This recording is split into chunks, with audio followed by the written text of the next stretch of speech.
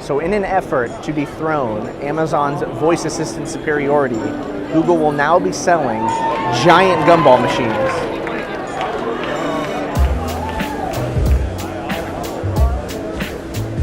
So we are here in sunny Las Vegas. I don't really know what's happening right now.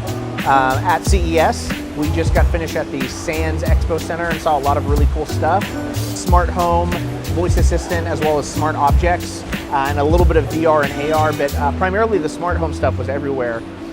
We have gone very quickly in the last couple of years from just a few recognizable brand names like Nest and Hue, really doing these smart home integration features, to, I mean, it's almost commoditized feeling now. There were dozens and dozens of companies, everyone from Whirlpool to ADT to Brinks to all these companies you haven't even heard of before.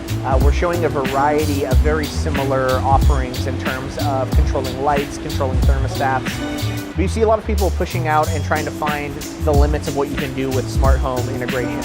Things like monitoring your pipes to see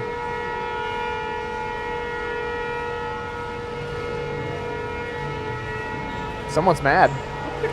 Being able to monitor your pipes and see if you have a leak.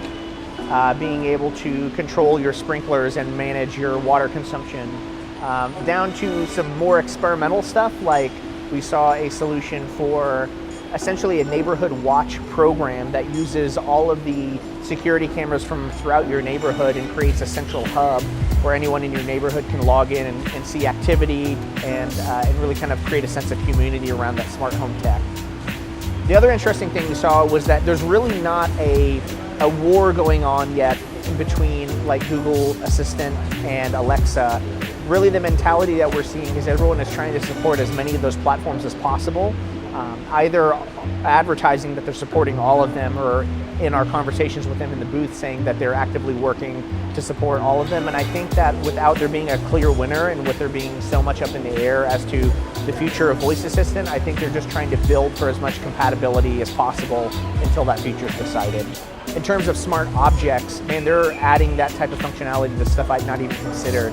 So, for example, we saw Philips had a baby bottle where you could actually monitor the amount of formula your baby is getting, and a toothbrush that showed you where you need to be brushing better or what your brushing habits are, as well as objects that are designed to basically create smart functionality, and I guess you could call them dumb objects. So, for example, we saw this clip you could put on like a jacket or your pants that would show you your activity level, your heart rate, your walking habits, all kinds of different information. The thing that has me skeptical about smart objects right now is so many people are doing it so differently, and so many of them have proprietary apps or their own ecosystem they want you to take part in.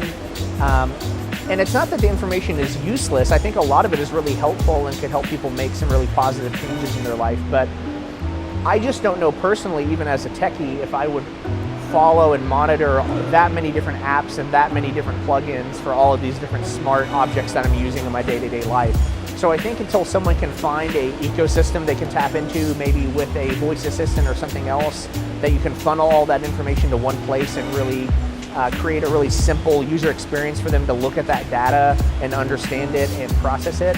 I'm just skeptical in terms of what the adoption rate is going to be like this early on.